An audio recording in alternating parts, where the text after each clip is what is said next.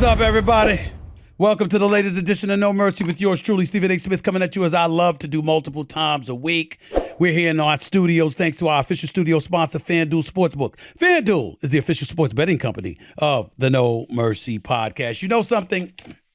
I've been very, very fortunate and blessed to have a book. It's entitled Straight Shooter: Second Chances and First Takes, authored by yours truly. It's been on the New York Times bestseller list for the last 5 weeks. It's dedicated to my mother. And it's basically a story about what I've gone through throughout my life, trials and tribulations I endured, and how I maneuvered my way through that terrain to get to where I am today. And I've been very blessed and fortunate to be in a position that I'm in. And, you know, I got to tell you, the title, that's the only reason I just brought up the book, because the title matters. Because the title, I don't know about everybody else, but the title has always been what I've prided myself on being about and what I like surrounding me. Yes, I want you to speak respectfully. Yes, I want you to speak in a decent way, but I still want you to be a straight shooter. I still want you to be somebody that gives it to me straight. No chaser. Just tell me what it is that you think, you feel, why, and I'm good. Let me know where you stand, and I'm cool with it. We live in a world today where that ain't the case. Where every time we turn around, we got to watch and monitor every syllable, literally every noun and pronoun we utter out of our mouths. That's how bad it is. The truth doesn't seem to matter. Intent seems to have taken a significant backseat. And it's all about, or it appears to be all about, how stuff is inhaled, who can primarily embrace victimhood, and we go from there. Stuff is open and subject to interpretation, et cetera, et cetera. So when you're a straight shooter, remember, you maneuver through all of that fogginess, and you get to the heart of matters. That's what I love. It's what I pride myself on striving to do every single day. I'm over the airwaves. Whether it's on First Take on ESPN, whether it's on NBA Shoot Around, whether it's the NBA and Stephen A's world, whether it's on No Mercy, whether it's writing my book.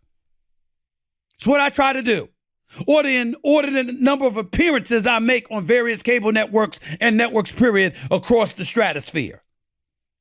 Somebody's got to be straight. Somebody's got to be willing to say what it is, whatever the heck it is. And that's why my next guest is somebody I couldn't wait to talk to. Because you see, when you bring up the words LIV Golf, LIV, LIV Golf, it's not really about golf at all in a lot of people's minds. It's about Saudi Arabia. It's about human rights violations. It's about the murder of a journalist. It's about money. It's about things that we try to pretend we're really, really not about, but we've been about on far too many occasions with far too many people. Somehow, some way, the United States government has done business with Saudi Arabia. Various other corporations from America have done business with Saudi Arabia, but stopped the presses when golfers decided to be sponsored by a Saudi Arabian prince. Stop the presses. I mean, what the hell are we going to do? I love the fact that my next guest didn't care about any of that. Born in Ireland, became a naturalized citizen in the United States in 2010, self-proclaimed alcoholic, diagnosed with bipolar disorder in 2011. But he spent most of his career in Europe, where he won 5 European Tour tournaments. Played on the PGA Tour from 1994 and 1995, retired in 1997, has been one of the premier broadcasters for many years. In 2011, premiered his own golf show on the Golf Channel, interviewing golfers. 2016, also joined NBC Sports as a full-time analyst. And then in 2022, he shocked a lot of people when he announced he would depart NBC to become an analyst for LIV Golf. People were in an uproar. They were going off. People talked about betrayal, alluded to to a lack of patriotism. Again, he's he's a United States citizen, but he was born in Ireland. Say whatever you want, but I'll tell you this: David Feherty ain't no joke. He's known for telling you what he believes, how he feels, and why, and calling it like he sees it. So when he talks, you should listen. And you'd be surprised, because it's not just about golf. It could be about alcoholism. It could be about bipolar disorder. It could be about a lot of things. It'll be about the hypocrisy of some people in this country in terms of what they say compared to what they do and what they mean. If anybody's going to give it to us straight, it would be him. I'm looking forward to talking to him. Again, the name is David Feherty. He's up next on No Mercy with yours truly. With Vroom, you can shop thousands of cars right from your phone and have your next ride delivered straight to you. Listen up, people. Next time you buy your car, don't waste time driving to that dealership. Don't stress about haggling a price point. Don't get pressured into buying something you actually do not want to buy. You don't have to do any of that, okay? Just go to Vroom. It's the better way to buy your next ride with thousands of cars available online. Trade in your old car when you buy a new one. Sell your car to Vroom straight up. It's all possible, people, and we all need peace of mind, don't we? Vroom lets you test out your new ride for a week or 250 miles, whichever comes first, and also gives you a 90-day limited warranty and 1 year of roadside assistance. You're going to test drive that car. You know that. I know that. You're going to take it for a spin, and you're going to love it, too. Boom! That's Vroom. That's what makes it happen. Again, you can buy a car from Vroom entirely online. So next time you need to buy a car, just grab your phone, go to vroom.com, and check out thousands of cars. That's vroom.com, VROOM.com. I know as well as anybody that getting your facial hair looking sharp is a must, but you shouldn't be emptying your wallet on razors and replacement blades that won't even last that long. I'll tell you what you should be doing. You should be going with Harry's razors, okay? These are incredibly sharp and they'll make you look incredibly sharp as well for as little as $2 per blade. Again, that's $2 per blade. That blade, let me tell you something about it. I've used it maybe a couple of times or so, and guess what? It's just as sharp as it was when it was first delivered to my door. You heard me right. Razors delivered straight to my front door. Right now, you can get their trial set for just $3 at harrys.com/mercy. Inside, you'll get a 5-blade razor, a weighted handle, foaming shave gel, and a travel cover. You'll need that last part. You won't want to travel anywhere without this. Plus, I like the way the set looks. For this price, no brainer. Don't get overcharged for razors. Get Harry's. Get a $15 Truman Shave trial set for just $3 at harrys.com/mercy. That's harrys.com/mercy for a $3 trial set. My guest today is a former PGA professional turned analyst who acted as the on-course reporter for NBC Sports while also hosting his own show, Feherty, for 10 years on the Golf Channel. That is until his departure last year to become lead broadcast analyst for the LIV Golf League. Please welcome the one and only David Feherty, the straight shooter himself. What's up, buddy? How you doing? How's everything? I'm doing great, Stephen. Thanks a lot. Thanks for having me. Well, first of all, it's an honor and a privilege to talk to you because I pride myself in being the straight shooter, and I have nothing on you. Let me say that for the record. I have nothing on you at all. You are the lead broadcast analyst for LIV Golf. If somebody says to you, why, knowing this is backed by Saudi Arabia, what do you say as an answer to that question? Well, you know, Saudi Arabia has their hand in all kinds of sports all over the world and all kinds of business, you know, with Formula One, with soccer and all kinds of things. And you know, in my experience, Stephen, over the last 50-something years of being in golf, you know, sports, they bring people closer together. They don't force them farther apart, you know. So, you know, for me, it was never really much of a decision. Well, you do understand that some people are going to look at you and they're going to raise that eyebrow, David Feherty, because you know what? I'm just reading some of my notes here. You've said that now you're calling LIV tournaments. You'll finally be able to be yourself and have a personality on air, unlike other sports broadcasters. And you also said, let me quote you here, my goal is to piss off at least one viewer per week, but I'm hoping for more. Now, that's what you said, sir. That doesn't exactly sound like somebody trying to bring people together, wouldn't you say? Oh, I said years ago, when I got into television, I'm going to try and make people laugh. And if I can't, make them laugh, I want to make them smile. If I can't make them smile, well, they're the assholes I wanted to piss off in the first place. So you're just having a good time. I just want to make sure you're just having a good time. I got you. When we think about LIV Golf, just so you know, and I'm quite sure you know this because you've seen me say this, I came to the defense of the Phil Mickelsons of the world, the Dustin Johnsons of the world, and various others. My attitude is very, very simple. The United States government does business with Saudi Arabia.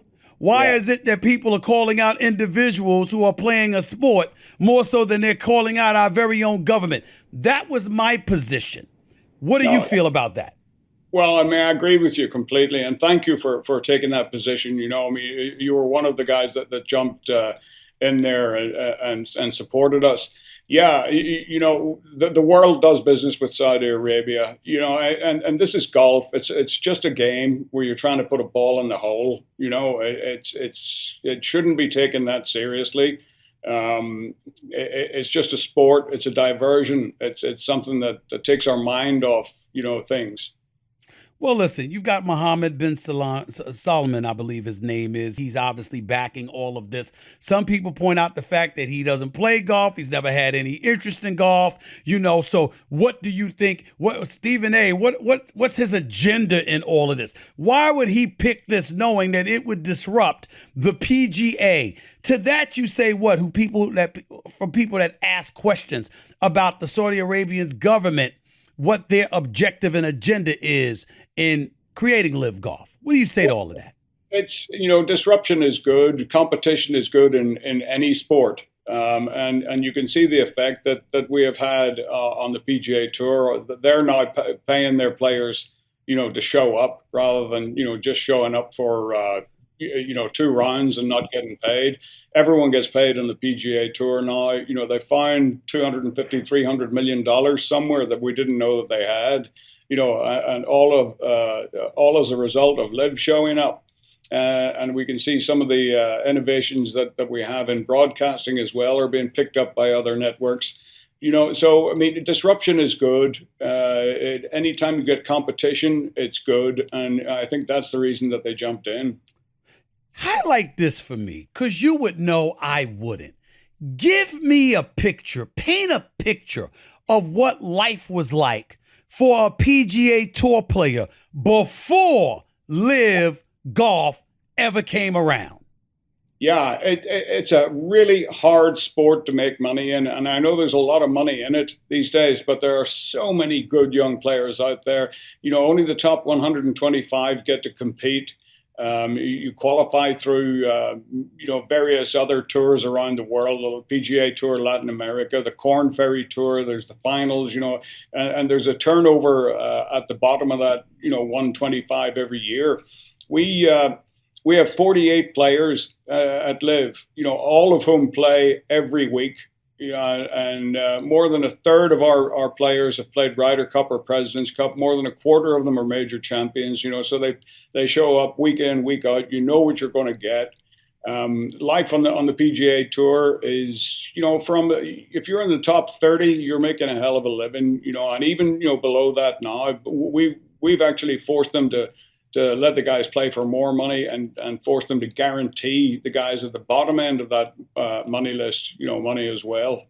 So basically what you're telling me is that the PGA was treating people like garbage until LIV came along. Is that a safe way to say it?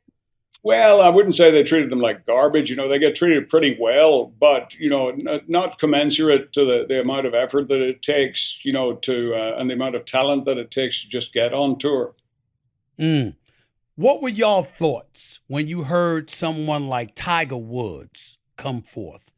And literally, I'm not paraphrasing him, I'm not quoting because I don't remember his exact quote, but he basically accused any golfer that was departing from the PGA to join LIV disloyal and alluded to betrayal. What were your thoughts and those of the golfers that are participating in the LIV Golf tournaments? That's with LIV right now. What were y'all thoughts when y'all heard that from Tiger Woods? Well, it's been a long time since, the PGA Tour came into existence. I think it was in the early 70s where they split from the PGA, and there was a there was a furor then. You know, I mean, they shouldn't be two separate organizations. You know, I mean, this happens from time to time in history, where an interloper comes along, you know, and throws a spanner in the works. You know, and we're that spanner, and you know, happy to be it. You know, I'm looking at this right now, and I'm just paying attention to some of the stipulations that has been written. I made sure to write it down here, just looking at some of the things that, you know, are required for example, differences between the PGA and the LIV Golf tournaments. I want to make sure I'm right about this because I don't know, David. I don't know. You know. So I'm going to ask you. Says PGA tournament has 4 rounds. The LIV Golf has only 3. Yes. No cuts. No cuts. LIV has no cuts with just 48 players, like you said, that play all 3 rounds. PGA has over 100 players per event with a cut after the second round. That is correct, right? That's correct. Payouts. LIV players get paid no matter what. In contrast to the PGA, and the LIV payouts dwarf any PGA Tour purse. Is that correct? Well, they don't dwarf any PGA Tour purse. I think the guy that won at Riviera, whoever won at Riviera, I can't recall who it was, you know, won 3.6 million. You know, I mean, our guys, well, the top prize each week is 4 million, but it's consistent at that. And then there's the team money as well. They play for $5 million in team prize every week, and there's a $50 million team event at the end of the season. You know, that's one of the main differences between us and the PGA Tour is we have that team aspect as well. What if David Feherty, Phil Mickelson, Dustin Johnson, and the crew, what if LIV Golf is so successful that ultimately it leads to the disintegration of the PGA as we know it? Yeah. How would that make you feel? Well, that's not the object of this. You know, that's not going to happen. Okay. PGA Tour is strong, you know, and it's a great place to play. You know, we're just providing a different place to play, you know, for an equal or larger sum of money. I mean, they're both going to survive, believe me. They're both going to survive. But the PGA has given the impression, at least at one point in time, that their very survival was at stake, and that's how they treated you guys. They treated you guys as if, like, oh my God, you're jeopardizing everything that we've built. Yeah, well, you know, everybody just needs to drink a big cup of chill out. You know, it's not a disaster. It's not the end of the world. You know, we're just doing something different. That's all. And, you know, we're enjoying doing it. The players are enjoying doing it. The broadcasters, the fans have enjoyed it. It's a different experience. You know, I mean, it's all right. Everything will be okay. Do you see any other big stars leaving the PGA to come join LIV? It could happen. You know, it could happen over the next years. We'll see. The bottom 4 of our 48 will be relegated, kind of like, you know, football or soccer, you know, the Premier League. And 4 will be elevated from the international tour, which has also been, you know, pumped full of money and is played all over the world. We're playing in 7 different countries, 14 events, you know, between now and the end of November. It's the first true global tour that's shown up. We've seen what the reaction has been by some, not all, by some in America. What has the reaction been to LIV Golf in other places throughout this world, since you just highlighted how y'all traveling to several countries? Yeah, well, you know, we're on available in 180 different countries, different platforms, you know, streaming, live streaming on livegolf.com, on the CW.com. It's really available. And, you know, now that we're on the CW, the network, you know, that audience is going to grow as the weeks go by as well. Let me ask you this, because you being an analyst extraordinaire as far as I'm concerned, incredibly compelling and interesting. It's great to listen to you because I have listened to you in the past. I often wonder because, again, it's a global sport. Do you find that you need to be different depending on which area of the world you're in when you're broadcasting about golf? Yeah, that's a good question. No, I don't think so. You know, I mean, we're catering to English speakers at this point, and you know, I don't try to do anything different. Whether you know, I'm thinking of I'm being heard at Easter Island, you know, which we are, you know, or in Antarctica, or you know, on all the continents in the world. Mhm. You know, we just try to do a great job in English. Do you miss doing work for the Golf Channel?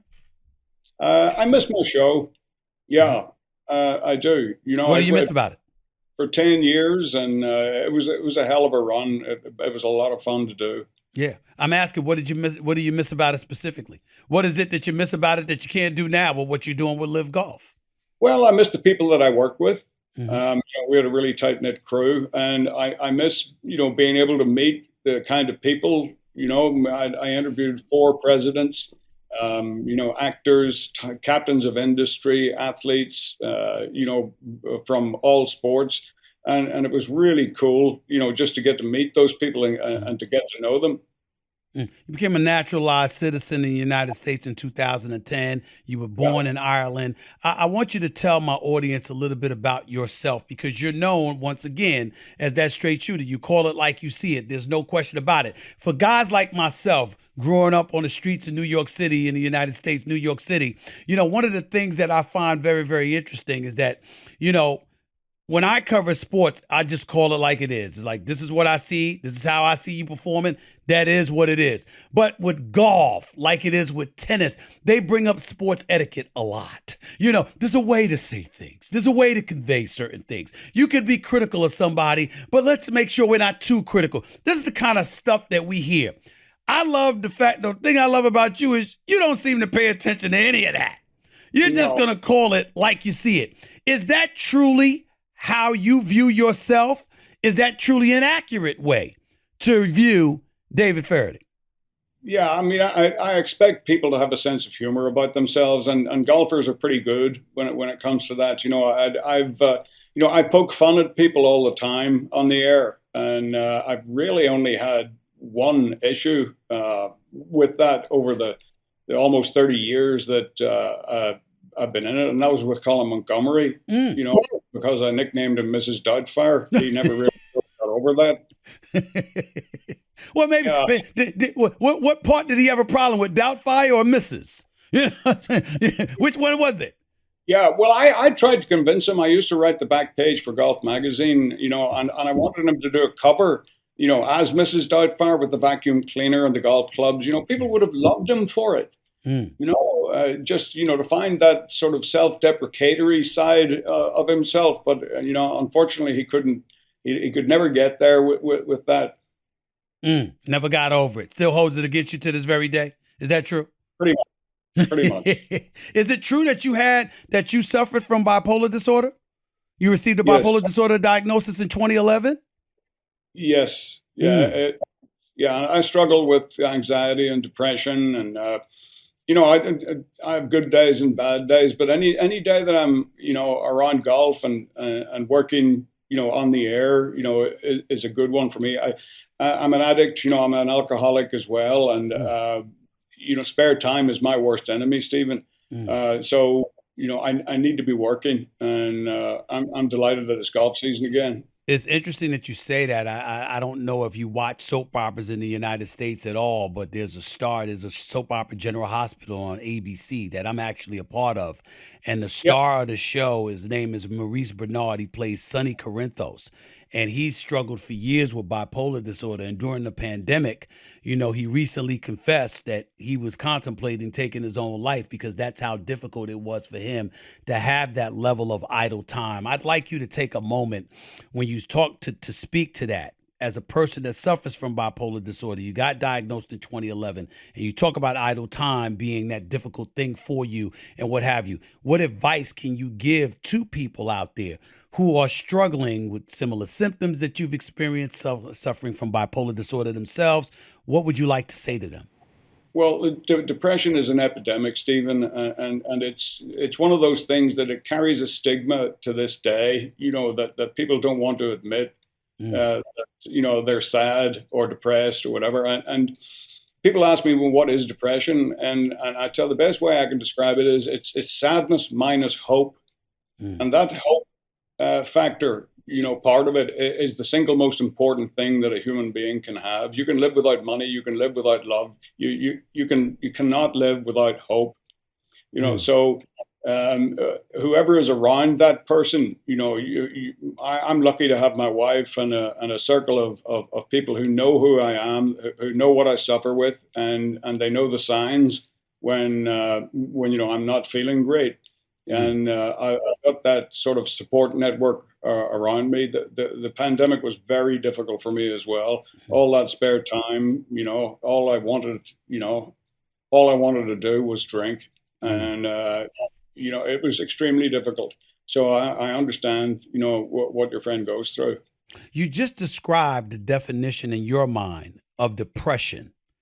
Describe or define sadness. And the reason I say that is because so many of us go through it, but we may not even think about putting forth a concerted effort to avoid sadness. It almost like it just drops on us.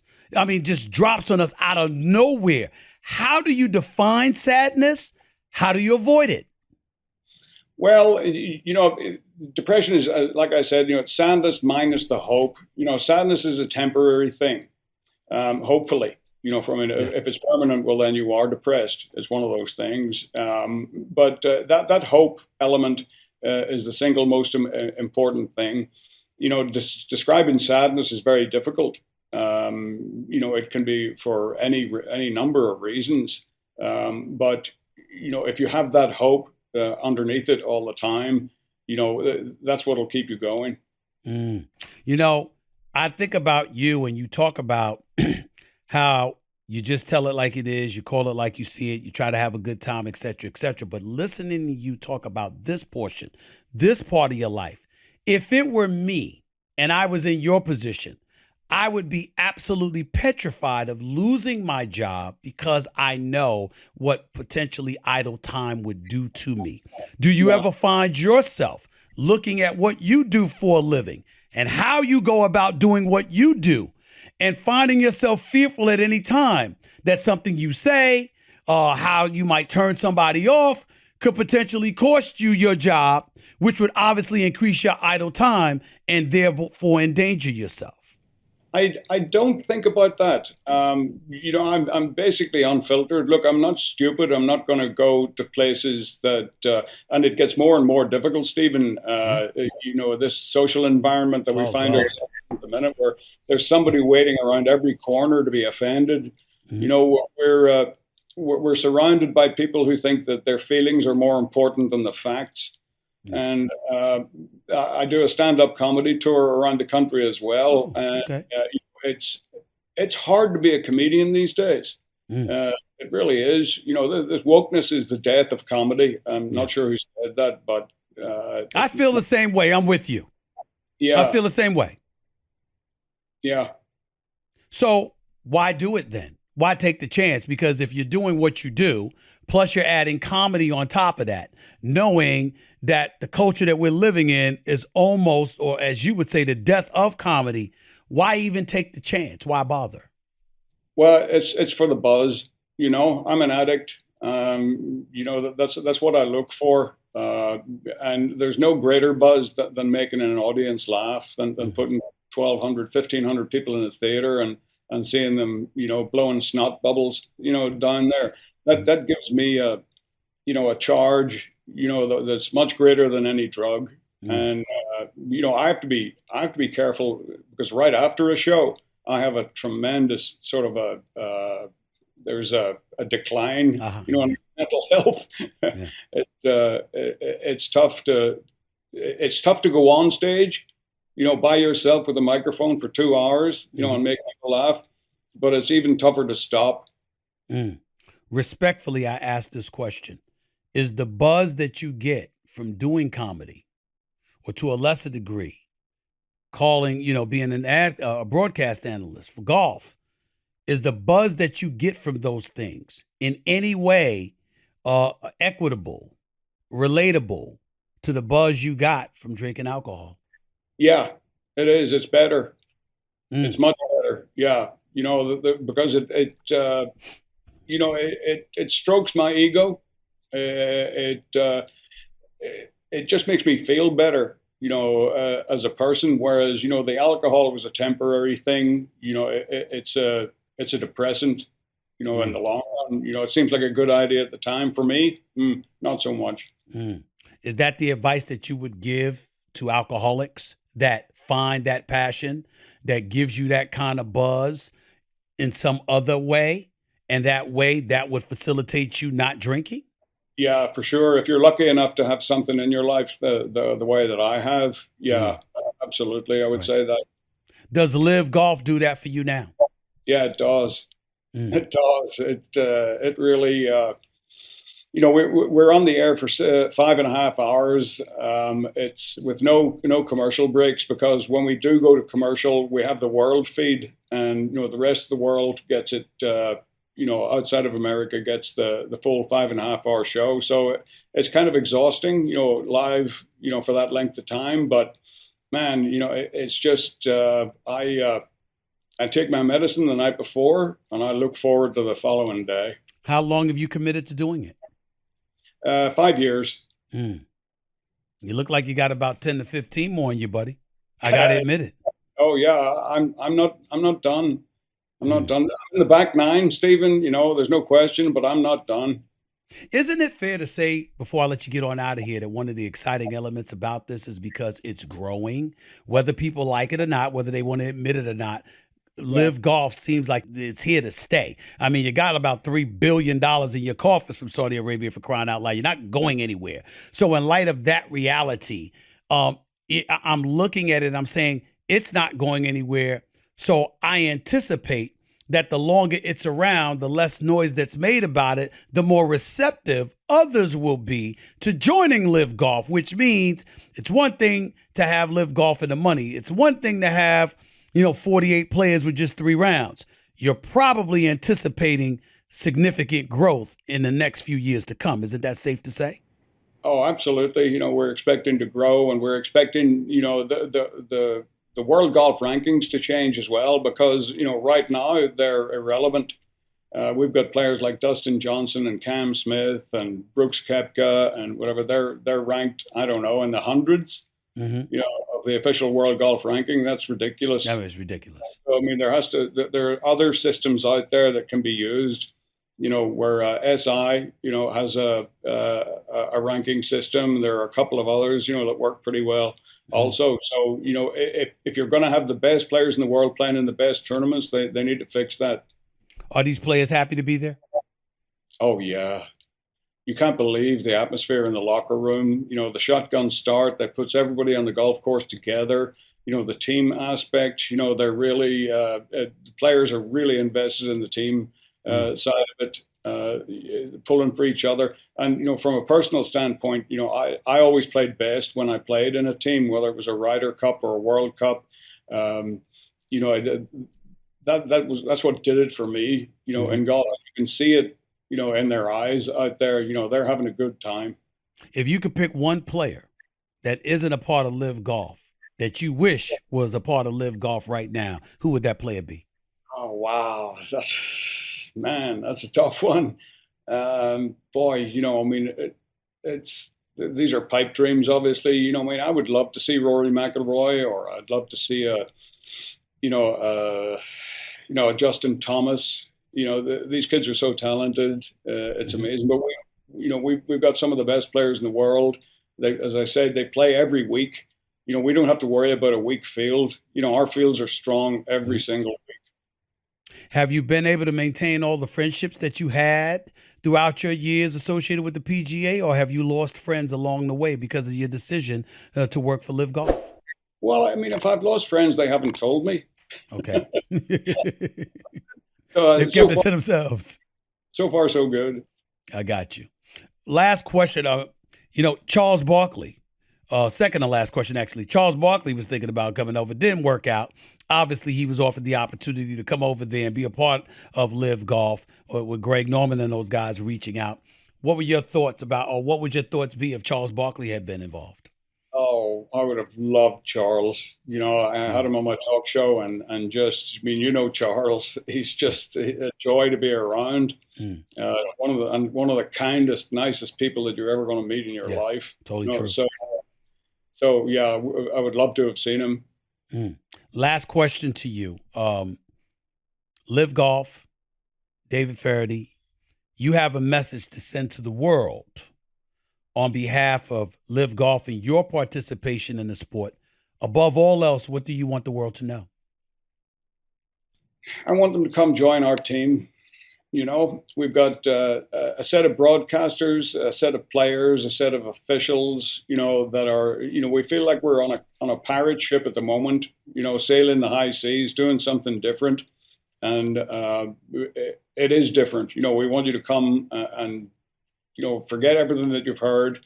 Just watch a golf tournament on a LIV broadcast on the CW. You know, come along and watch it. You know, tell us what you think. David Feherty, broadcast extraordinaire, now working for LIV Golf, right here with No Mercy with Stephen A. Smith. Really, really appreciate your time. I really enjoyed talking to you. Can't wait to meet you one day face to face, buddy. I really can't. I would love to. Thanks, Stephen. Thank you. You take care of yourself.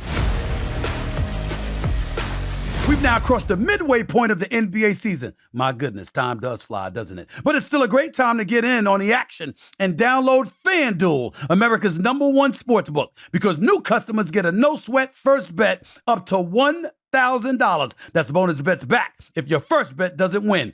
Download the safe and secure FanDuel Sportsbook app, then bet on everything from the money line to point scorers and threes drained. My favorite FanDuel bet, the 2 and 3. If there are 2 threes scored in the first 3 minutes, that's a win for you. Unless you're old school and like watching lockdown defense, this bet is a fun one. Take my word for it. So don't miss the chance to get your no-sweat first bet up to $1,000 in bonus bets when you go to FanDuel.com/mercy. That's FanDuel.com/mercy to learn more. Make every moment more with FanDuel, an official sports betting partner of the NBA. I've been very, very open in the past about my mental health. I was in therapy for years, and I've come to realize, as have so many people recently, that mental health should be as high a priority as anything else in your life. And that's why I use Headspace. They're supporting our show today, but they support me every day. From guided meditations to mindfulness to breathing and calming exercises, Headspace is a much-needed escape in my routine. I spend so much time analyzing things like sports or politics, but it's nice to unwind and analyze myself for a change. That's right, you heard me say it. Headspace has helped me and more than 100 million people worldwide. They can help you too. Listen up. You do not want to miss this. I've arranged something special for you. For a limited time, all of you can try Headspace free for 30 days by going to headspace.com/mercy30. You won't find this offer anywhere else, by the way. You must use my link, HEADSPACE.com/mercy30 to unlock all of Headspace free for 30 days. This is not something they normally do, but they're doing it for me. Headspace.com/mercy30. Thanks again, the one and only David Feherty, for coming on No Mercy with yours truly. Really, really appreciate what he had to say. And I got to admit to you, as compelling and interesting as the LIV Golf angle is, considering some of the things that we pointed out, 3 rounds of golf in LIV instead of 4 rounds with the PGA tournament. No cuts at all. 48 players that play all 3 rounds, whereas the PGA has over 100 players per event with a cut after the second round. All right? LIV players getting paid no matter what, in contrast to the PGA. And funding in excess of $3 billion from Crown Prince of Saudi Arabia, Mohammed bin Salman. Those things are very, very compelling if you're a golfer. You don't care about golf? Not that compelling. But ain't you interested in alcoholism? Ain't you interested in bipolar disorder? Are you not interested in the kind of things that compel you to become an addict? That compel you to be sad and fall into a state of depression? Aren't you interested in learning how to avoid those things? How to combat those things so you can live to see another day? As opposed to, God forbid, dare I say, taking your own life? David Feherty alluded to all of that. He didn't have to, ladies and gentlemen. He took time out to bless us with that level of knowledge, being the straight shooter that he is. And that's what I want to call my interview segments. It's really about straight shooters, because I don't have any time for mishmash and, people dancing around issues trying to act like they the second coming of Fred Astaire. I ain't got any interest in that. I want straight shooters when I'm talking to them. That's how you show mercy. That's how you display mercy. That's how you make sure to let everybody know you know what mercy is. Because how can you be merciful or provoke others to do the same if you're not telling the truth about anything? And keeping it real with the people you're asking to listen to and hear your stories. That's what David Feherty did for us today. And talking with us about what ails him. He doesn't say he was an alcoholic. He says he is one. He doesn't say he suffered from anxiety and depression. He says he does. Still do. It's a battle for him every day. Surrounding yourself with loved ones. Avoiding having too much idle time. Because idle time is the devil's playground, they say. All of these things play a pivotal role in your mental fortitude and your willingness and your dedication towards being all that you can be. I think David Feherty touched a lot of lives today. Might have turned a lot of people off because they don't want him to support LIV Golf because the Saudi Arabian government supports that. But alcoholism, bipolar disorder, these are issues that resonate the world over, not just here in this country. Anytime you can spew something that reminds us of our better selves and gives us insight into how better the world can be and can be made to be, we should take advantage of that opportunity. I'm glad he did. Appreciate him and thank him again. The one and only David Feherty right here on No Mercy with yours truly, Stephen A. Smith. You don't have to know sports to know mercy, but it's beautiful to have somebody that knows both, like him. Till next time, everybody. Peace and love. Talk to you then.